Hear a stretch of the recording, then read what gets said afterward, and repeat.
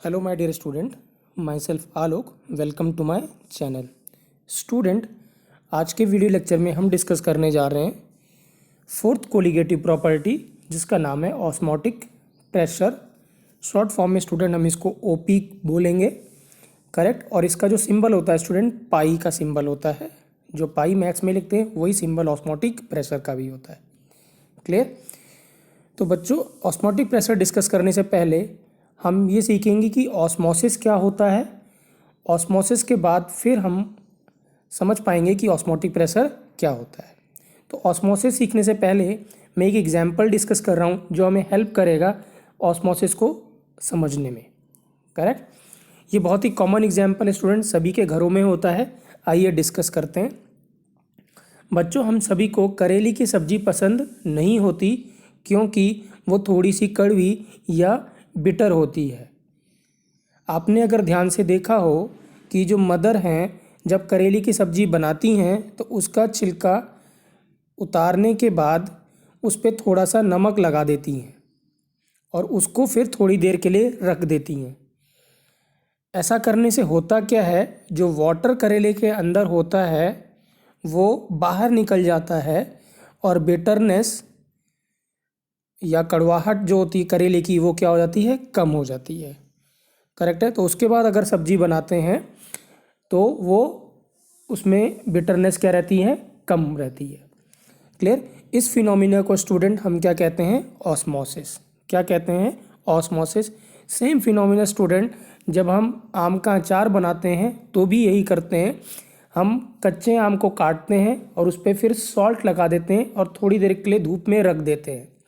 ऐसा इस होता क्या है स्टूडेंट, जो मैंगो के अंदर, आम के अंदर जो मॉइस्चर होता है, जो वाटर होता है, वो सारा बाहर निकल जाता है और हमारा अचार काफ़ी दिनों तक ख़राब नहीं होता, करेक्ट है ना।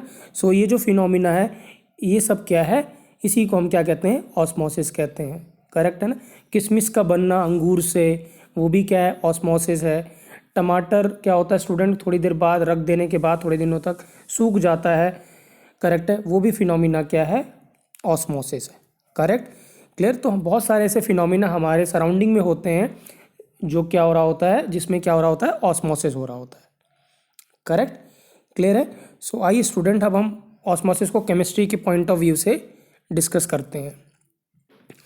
स्टूडेंट, मैंने यहाँ पे एक बीकर बनाया हुआ है, अगर आपको दिख रहा है तो। क्लियर? बीकर में स्टूडेंट, यहाँ पे बीकर में हमने प्योर सॉल्वेंट लिया हुआ है। लेट्स सपोज हमने वाटर लिया हुआ है, प्योर सॉल्वेंट, और इसके अंदर एक और कैपिलरी रखा हुआ है स्टूडेंट हमने, अगर आपको दिख रहा है यहाँ पे। इस कैपिलरी के अंदर स्टूडेंट हमने क्या, सॉल्यूशन लिया हुआ है, करेक्ट है।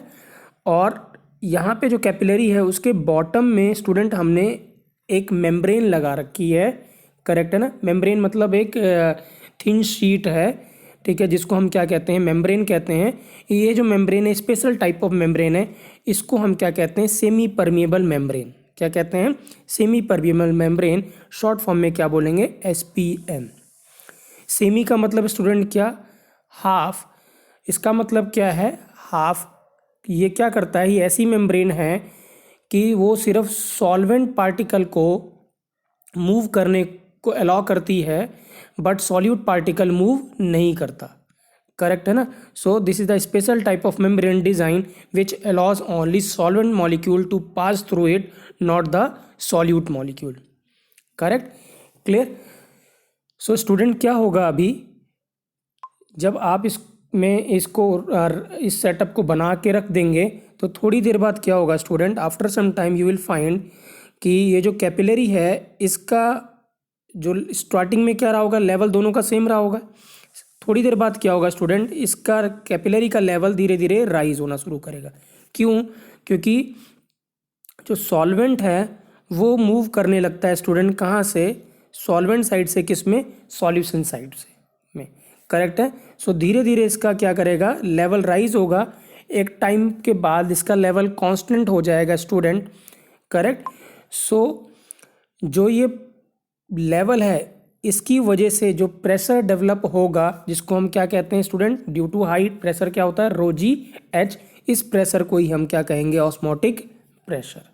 क्या कहेंगे, osmotic pressure, correct. Clear. Second example देखते हैं स्टूडेंट, मैंने यहाँ पे बना रखा है। यहाँ पे भी क्या है, टू आर्म्स हैं, एक लेफ्ट साइड वाले आर्म है और एक राइट साइड वाली आर्म है, राइट। इसमें स्टूडेंट हमने एक सॉल्यूशन बी लिया हुआ है राइट साइड में और लेफ्ट साइड में सॉल्यूशन क्या है, ए।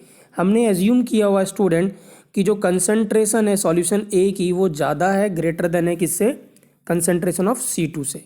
यहाँ पे जो स्टूडेंट कंसंट्रेशन हमने ले रखी है वो मोलैरिटी लिया हुआ है, इन टर्म्स ऑफ क्या है, मोलैरिटी। तो C1 and C2 are molarity. C1 is molarity of solution 1 and C2 is molarity of solution, sorry, C1 is molarity of solution A and C2 is molarity of solution B, correct. अब क्या student यहाँ पे क्या होगा,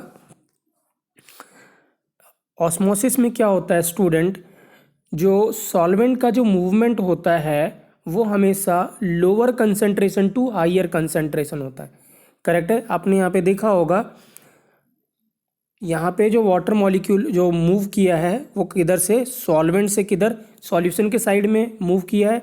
सो this means solvent की concentration तो क्या थी, 0, और सॉल्यूशन की कुछ कंसंट्रेशन रही होगी। दिस मीन्स सॉल्वेंट मॉलिक्यूल जो मूव किया है वो कहाँ से मूव किया है, from solvent side to solution side, correct है। अब यहाँ पे क्या है, आपके पास दोनों तरफ बोथ साइड क्या है, सॉल्यूशन है। सो दिस मीन्स यहाँ पे क्या होगा, solvent will move from lower concentration to higher concentration through SPM। तो इसका मतलब सॉल्वेंट क्या करेगा, लेफ्ट साइड में राइट टू लेफ्ट मूव करेगा।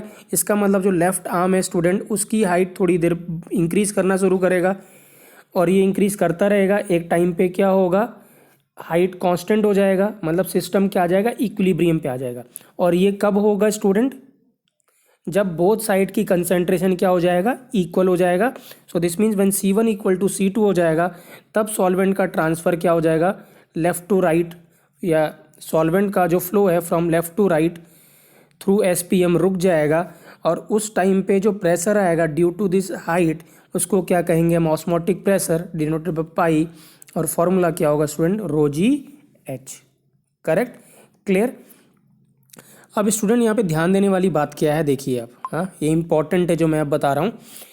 आप मुझे बताइए कि अभी हमने बोला जो SPM है वो सिर्फ अलाउ करेगा सॉल्वेंट को मूव करना, राइट। सॉल्यूट को अलाउ नहीं करता मूव करने के लिए, सिर्फ किसको अलाउ करता है, सॉल्वेंट। मतलब SPM के थ्रू सिर्फ सॉल्वेंट मॉलिक्यूल पास कर सकता है, सॉल्यूट मॉलिक्यूल पास नहीं करता, करेक्ट है ना, क्लियर। अब मुझे आप ये बताएं, क्या इस वाले फिगर की बात कर रहे हैं, अगर हम सेकंड फिगर की बात करते हैं, राइट, सेकंड फिगर की बात करते हैं, तो क्या यहाँ पे सॉल्वेंट नहीं है, B साइड और A साइड, क्या दोनों तरफ सॉल्वेंट नहीं है, यस है, क्योंकि आपने सॉल्यूशन बनाया। अगर एक्वस सॉल्यूशन है दिस मीन्स इधर भी कुछ वाटर होगा और इधर भी कुछ वाटर होगा। इसका मतलब क्या होगा, अब हम बोल रहे हैं SPM विल अलाउ सॉल्वेंट, तो सॉल्वेंट तो बोथ साइड है, सॉल्यूशन A में भी है और सॉल्यूशन B में भी है, क्योंकि बगैर सॉल्वेंट के सॉल्यूशन बनेगा नहीं। तो सॉल्वेंट तो दो बोथ साइड है। इसका मतलब क्या होगा, सॉल्वेंट B टू A भी मूव करेगा, वेरी वेरी इंपॉर्टेंट स्टूडेंट, और A टू B भी मूव करेगा।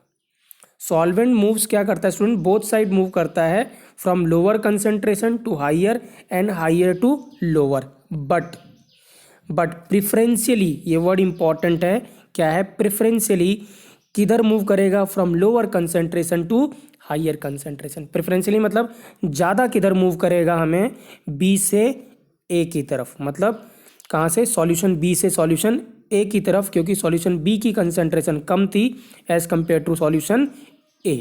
इसीलिए जो हाइट का इंक्रीज हमें दिखेगा वो किधर दिखेगा, लेफ्ट साइड में दिखेगा, ना कि किधर, राइट साइड में। तो राइट साइड में तो क्या हो जाएगा, लेवल डिक्रीज करेगा, और लेफ्ट साइड में लेवल क्या करेगा, इंक्रीज करेगा। एक टाइम पे क्या होगा, ये होता रहेगा, फिनोमिना चलता रहेगा, एक टाइम पे लेवल क्या हो जाएगा, कांस्टेंट हो जाएगा, और वो तभी कांस्टेंट होगा जब concentration on both side will become equal, मतलब C1 इक्वल टू क्या हो जाएगा, C2 हो जाएगा। और उस टाइम पे जो प्रेशर डेवलप हुआ जो इस एक्स्ट्रा हाइट की वजह से, उसको हम क्या कहेंगे, ऑस्मोटिक प्रेशर। और हमें पता है प्रेशर ड्यू टू हाइट क्या होता है, of liquid is ρGH, correct है। सो अब एक इसमें भी देख सकते हैं आप स्टूडेंट, यहाँ पे भी क्या है, सॉल्वेंट है बीकर के अंदर, और कैपिलरी के अंदर क्या है, सॉल्यूशन। इसका मतलब क्या है, सॉल्यूशन के अंदर भी तो क्या है, सॉल्वेंट होगा। तो सॉल्वेंट तो बोथ साइड है, बट ज़्यादा किधर है सॉल्वेंट, बीकर में। सो दिस मीन्स प्रेफरेंशियली किधर मूव करेगा, फ्रॉम बीकर टू कैपिलरी। इसलिए जो हाइट इंक्रीज करेगी वो किसकी करेगी, कैपिलरी की करेगी। करेक्ट। सो इसका मतलब अब हम ऑस्मोसिस को करेक्टली डिफाइन कर सकते हैं कि ऑस्मोसिस क्या है student, preferentially movement of solvent molecules from preferentially movement of solvent molecule through SPM semi-permeable membrane from lower concentration to higher concentration। Please preferential word important है, मैं पहले ही बोल रहा हूँ कि दोनों साइड फ्लो करेगा, फ्रॉम B टू A और A टू B। यहाँ पे भी क्या होगा, सॉल्यूशन टू सॉल्वेंट साइड और solvent to solution side, but जो प्रेफरेंशियली है वो मूवमेंट किधर होगा, from lower concentration to higher concentration. Correct ना। सो आप देख सकते हैं स्टूडेंट, मैं यहाँ पे एरो भी बनाया हुआ, मूवमेंट बोथ साइड है, बट जो बी से ए का की तरफ जो एरो है वो थोड़ा बिग है, बड़ा है, और स्मॉल जो एरो ए से बी की तरफ है वो थोड़ा स्मॉलर है। इसका मतलब जो प्रेफरेंशियल मूवमेंट है सॉल्वेंट की वो किधर से है, from lower concentration to higher concentration. Correct. तो आई होप स्टूडेंट आपको क्लियर हुआ होगा कि ऑस्मोसिस क्या होता है। तो ऑस्मोसिस में ज़रूरी क्या है स्टूडेंट, सेमी परमेबल मेम्ब्रेन बहुत ज़रूरी है। सेमी परमेबल मेम्ब्रेन क्या करता है, जो स्मॉलर सॉल्वेंट मॉलिक्यूल्स होता है वो तो पास कर जाता है, और जो बिगर सॉल्यूट मॉलिक्यूल होता है उसको क्या करता है, वो रिस्ट्रिक्ट कर लेता है, उसको पास नहीं करने देता। तो smaller solvent molecule like water can pass through the SPM, but bigger molecules like solute NaCl urea वो क्या होता है, पास थ्रू नहीं कर पाता सेमी परमेबल मेम्ब्रेन में। इसीलिए उसका नाम क्या है, सेमी, क्योंकि it allows only solvent to pass through it, not solute. I hope student clear होगा। मेम्ब्रेन स्टूडेंट क्या होती है, मैन मेड भी हो सकती है, करेक्ट है, और नेचुरल भी हो सकती है, करेक्ट है ना। जैसे अगर हम कहें, मैंने बताया था कि टमाटो होता है वो थोड़ी देर बाद क्या होता है, सूख जाता है थोड़े दिनों बाद, तो उसकी जो आउटर लेयर है वो क्या है, एक मेम्ब्रेन की तरह काम कर रही है, क्योंकि जो सॉल्वेंट जो पानी है इनसाइड द टमाटो वो क्या कर रहा है, बाहर निकल जा रहा है थ्रू एसपीएम, बट जो उसका पल्प है वो उसके अंदर ही रहता है, that is solute molecule. Correct है ना। तो वो क्या होता है, प्लांट नेचुरल भी होता है, मैन मेड भी हो सकता है, एनिमल मेम्ब्रेन भी हो सकती है स्टूडेंट, राइट। और मैन मेड मेम्ब्रेन जो मोस्ट कॉमन है वो क्या है, सेलुलोज की मेम्ब्रेन होती है, किसकी, सेलुलोज की। करेक्ट। सो स्टूडेंट मैंने आप यहाँ पे वही लिखा हुआ है, आइए इसको पढ़ लेते हैं। The membrane that allows to pass through small solvent molecule like water, but the passage of bigger molecule like solute is hindered, such membrane is called as semi permeable membrane. Correct. I hope आप student clear होगा definition आपको। Means through SPM only solvent molecule can pass through it, but not solute molecule, मतलब सिर्फ solvent molecule पास करेगा, solute नहीं करेगा। Correct है। So this is the definition जो मैं बोल रहा हूँ student, the preferential movement of solvent molecules from lower concentration to higher concentration is called as osmosis. Correct है ना। इस फिनोमिना को क्या बोलते हैं, osmosis. And the flow of solvent molecule will continues from lower concentration to higher concentration from lower concentration to higher concentration until C1 becomes equal to C2, means क्या हो जाएगा, equilibrium is established। Correct student, right. तो ये तब तक होता रहेगा जब तक कि क्या हो, दोनों साइड की कंसंट्रेशन सेम ना हो जाए। Right student. अब देखिए स्टूडेंट, यहाँ पे मैंने एक और फिगर बनाया हुआ, इसको समझते हैं, राइट। अभी इस फिगर में स्टूडेंट हम क्या करना चाहते हैं, अब हम रिस्ट्रिक्ट करना चाहते हैं, राइट, कि सॉल्वेंट मॉलिक्यूल पास ना हो from lower concentration to higher concentration, या from solvent side to solution side. आप अगर फिगर में देखें स्टूडेंट, इधर सॉल्वेंट है राइट साइड में और लेफ्ट साइड में क्या है, सॉल्यूशन है। इसका मतलब जो मूवमेंट होगा प्रेफरेंशियली वो किधर होगा, सॉल्वेंट से सॉल्यूशन साइड में। इसका मतलब इधर का लेवल इंक्रीज करेगा। करेक्ट है ना, क्लियर है। तो इंक्रीज करेगा, इसका मतलब क्या हो, अगर लेट सपोज हाइट कुछ इंक्रीज करेगी एच अमाउंट, तो जो प्रेशर होगा that is osmotic pressure pi, वो लेट सपोज क्या है rho g h. Let suppose student ये 2 ATM, वो ये आता है लेट सपोज 0.5 ATM। कितना आता है? 0.5 ATM। इसका मतलब जो 0.5 ATM है वो क्या है? ऑस्मोटिक प्रेशर आ रहा है। अब अगर स्टूडेंट मुझे ये जो फ्लो है सॉल्वेंट का, इसको रोकना है, if I want to stop this flow, तो अब मैं क्या करूँगा, मैं सॉल्यूशन साइड अगर 0.5 एक्सटर्नल प्रेशर अप्लाई कर दूँ, क्या कर दूँ? 0.5 एक्सटर्नल प्रेशर अप्लाई कर दूँ विथ हेल्प ऑफ पिस्टन, तो ये क्या करेगा? फ्लो रुक जाएगा। करेक्ट है ना? करेक्ट। सो ये जो एक्स्ट्रा अमाउंट ऑफ जो प्रेशर हम अप्लाई कर रहे हैं ऑन पिस्टन, वो किसके बराबर होगा स्टूडेंट? पाई के बराबर। इसी पाई को हम क्या कहते हैं? Osmotic pressure. क्या कहते हैं? Osmotic pressure. So the extra amount of pressure जो कि हम सॉल्यूशन साइड पे अप्लाई कर रहे हैं to stop the flow of solvent from lower concentration to higher और from solvent side to solution side is known as osmotic pressure.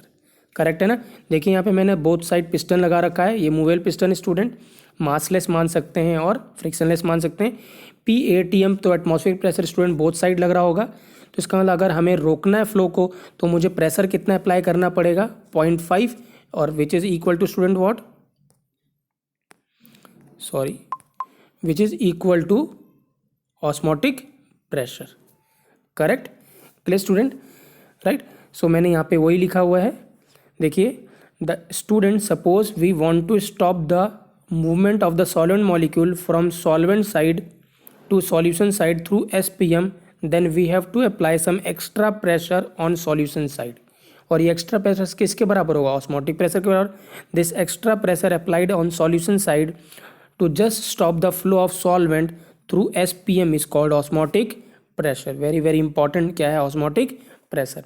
मैं repeat कर रहा हूँ, this extra pressure applied on solution side to just stop the flow of solvent through SPM is called osmotic pressure. Correct है ना?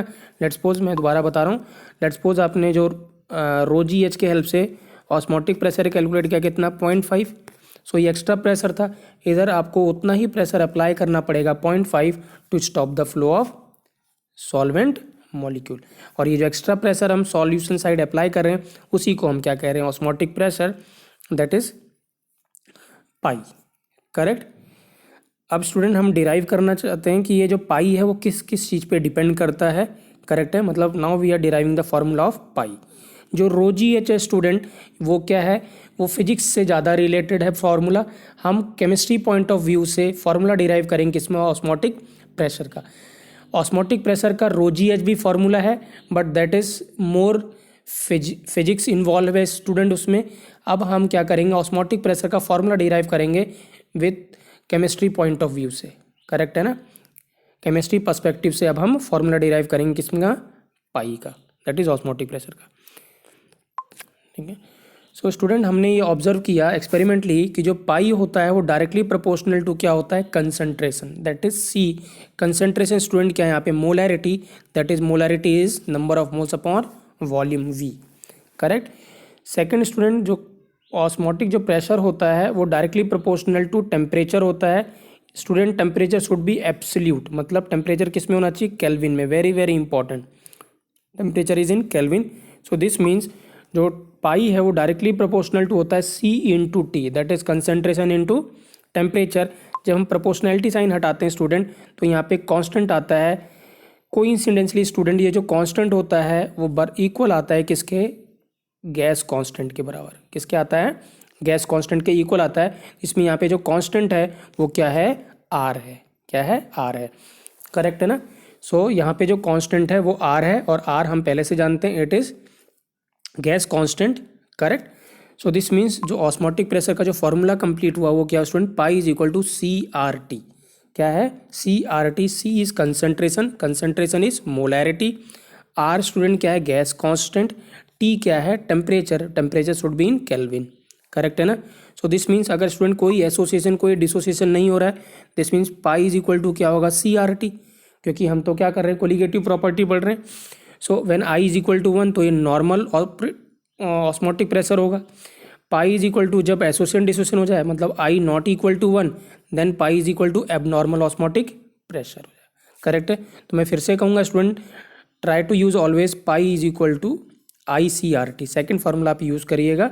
Correct है ना, क्योंकि हमें पता है अगर शुगर यूरिया ग्लूकोज है तो I1 हो जाएगा, अगर गिवन नहीं है सॉल्यूट तो भी हम I कितना 1 लेंगे, अगर कोई इलेक्ट्रोलाइट है तो with help of van't Hoff factor हम विथ हेल्प ऑफ क्या percentage dissociation we can calculate we can calculate van't Hoff factor that is I। Correct student, यहाँ पे टेम्परेचर किस में लेना है, केल्विन में। R is gas constant. अब स्टूडेंट अगर आपको याद है गैस कांस्टेंट की वैल्यू डिपेंड करती है किस पे, उसकी यूनिट पे। करेक्ट है। तो यहाँ पे जो आपको गैस कांस्टेंट लेना है स्टूडेंट, वो हमेशा क्या लेना है, 0.0821 लेना है, या 0.08 आप ले सकते हैं कैलकुलेशन करने के लिए। और यूनिट क्या होती है 0.08 की, लीटर इंटू ATM मोल पर केल्विन। Correct, clear. इसका मतलब जो पाई जो यहाँ पे आएगा, क्योंकि R आपने ATM में लिया है, तो जो पाई की यूनिट होगी ऑपरेटिंग जो क्या होगा, जो पाई है दैट इज ऑस्मोटिक प्रेशर, उसकी भी यूनिट किस में आएगा, ATM में ही होगी। करेक्ट है। तो ये इंपॉर्टेंट है।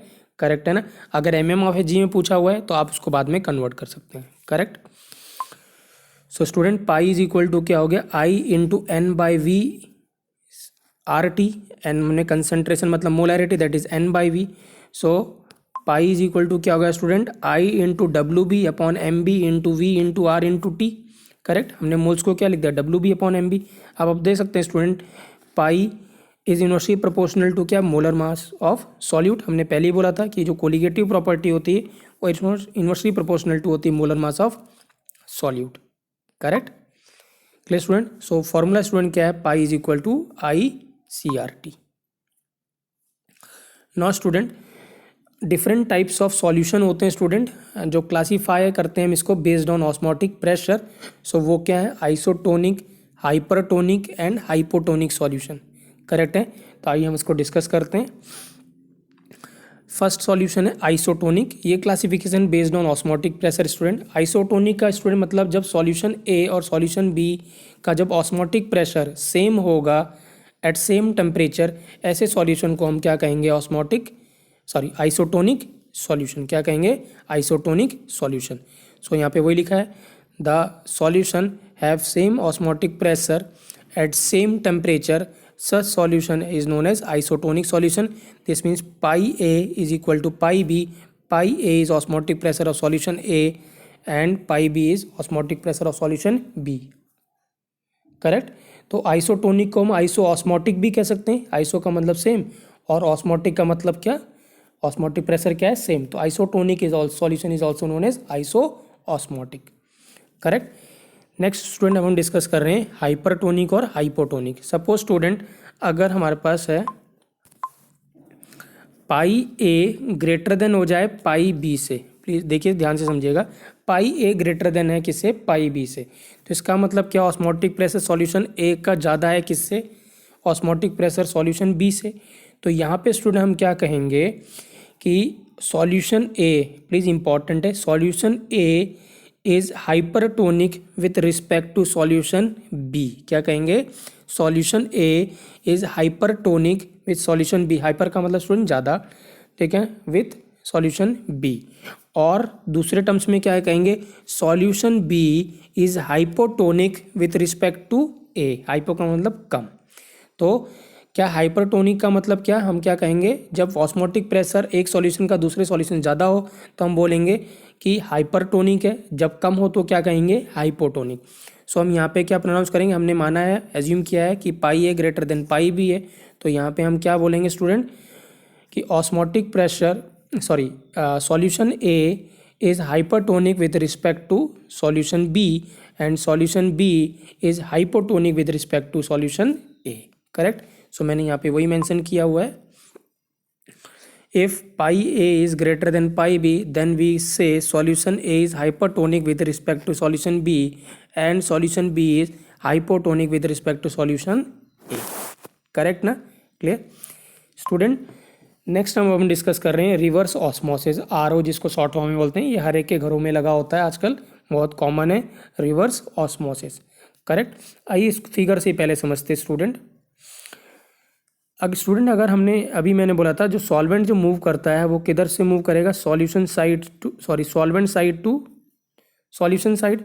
और हमने यहाँ पे जो ऑस्मोटिक प्रेशर कैलकुलेट किया था दैट इज़ पाई, वो कितना कैलकुलेट किया था, एज्यूम किया था कितना 0.5।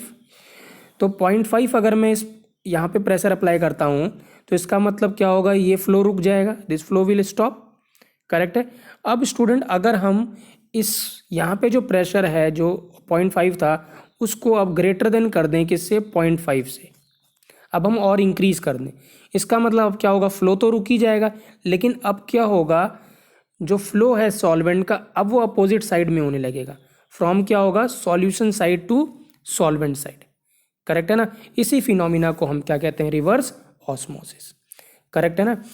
क्या है, मैं रिपीट कर रहा हूँ, सॉल्वेंट से साइड से क्या होगा, सॉल्यूशन साइड पे पहले मूवमेंट रहा होगा सॉल्वेंट मॉलिक्यूल्स का, इसका मतलब यहाँ पे कुछ प्रेशर डेवलप हो रहा होगा। Late assume that osmotic pressure कितना डेवलप हुआ, ड्यू टू हाइट 0.5। करेक्ट है ना। इसका मतलब क्या होगा, अगर हम यहाँ पे प्रेशर 0.5 से ज़्यादा बढ़ाते हैं, इंक्रीज करते हैं, रखते हैं, तो ये फ्लो क्या करेगा, अपोजिट डायरेक्शन में होने लगेगा, मतलब सॉल्यूशन साइड से सॉल्वेंट साइड होने लगेगा। इसका मतलब ऑस्मोसिस का क्या हो गया, रिवर्स हो गया। इसीलिए इस फिनोमिना को क्या कह रहे हैं हम, रिवर्स ऑस्मोसिस। करेक्ट। तो आई होप आपको समझ में आया होगा। क्लियर है। आइए डेफिनेशन देख लेते हैं। If the pressure applied on solution side is greater than osmotic pressure that is pi, then the pure solvent will move या will flow from solution side to solvent side through SPM. This phenomena is known as reverse osmosis. Correct है ना। जब आप extra pressure apply करेंगे या greater pressure apply करेंगे then osmotic pressure किधर, solution side में, तब जो सॉल्वेंट मॉलिक्यूल फ्लो करेगा वो सॉल्यूशन टू सॉल्वेंट मूव करेगा या फ्रॉम कहाँ पे, higher concentration to lower concentration flow करने लगेगा। इस प्रोसेस को हम क्या कहेंगे, रिवर्स ऑस्मोसिस। तो रिवर्स ऑस्मोसिस की कंडीशन क्या है स्टूडेंट, कि जो अप्लाइड प्रेशर होना चाहिए वो ग्रेटर देन होना चाहिए किससे, ऑस्मोटिक प्रेशर से। करेक्ट। तो आई होप स्टूडेंट आपको पूरा लेक्चर क्लियर हुआ होगा। करेक्ट है ना, कि ऑस्मोसिस क्या है, रिवर्स ऑस्मोसिस क्या है, ऑस्मोटिक प्रेशर क्या है। करेक्ट है ना। क्लियर। आइसोटोनिक, हाइपोटोनिक और हाइपोटोनिक क्या होता है, मैं रिपीट कर रहा हूँ स्टूडेंट, आप फॉर्मूला जो यूज़ करेंगे पाई इज इक्वल टू क्या करेंगे, ICRT, सी यहाँ student molarity that is N/V, pi is equal to rho GHB formula है स्टूडेंट। करेक्ट है ना। ले बट ये ज़्यादातर क्या है, फिजिक्स में यूज़ करेंगे हम, यहाँ फिजिक्स में यूज़ करते हैं। सो केमिस्ट्री पॉइंट ऑफ व्यू से ये फॉर्मूला मोर इंपॉर्टेंट है। Correct student. क्लियर है। एक इंपॉर्टेंट बात बताना चाहता हूँ स्टूडेंट, हमें पता है जो कोलिगेटिव प्रॉपर्टी है वो क्या है, किस कोलिगेटिव प्रॉपर्टी है वो वेरी डाइल्यूट सॉल्यूशन के लिए एप्लीकेबल होती है। इसका मतलब जब वेरी डाइल्यूट सॉल्यूशन होगा तो molarity will be equal to क्या हो जाएगा, मोलैलिटी हो जाएगा। करेक्ट है। तो बहुत बार क्वेश्चन में अगर हमें कुछ इन्फॉर्मेशन मोलैरिटी की मतलब मोलैलिटी गिवन है तो हम उसको मोलैरिटी एज्यूम कर सकते हैं। करेक्ट है ना। क्लियर है। क्योंकि क्या होगा, वेरी डाइल्यूट सॉल्यूशन के लिए मोलैलिटी इज इक्वल टू क्या होगा, मोलैलिटी हो जाएगा। करेक्ट। बट आपको हमेशा जो कंसंट्रेशन यहाँ पे जो लेनी है फॉर्मूले में वो N/V लेना है। क्वेश्चन के हिसाब से हम डिसाइड करेंगे कि when molality is equal to क्या होगा, मोलैरिटी हमें लेना है। करेक्ट है।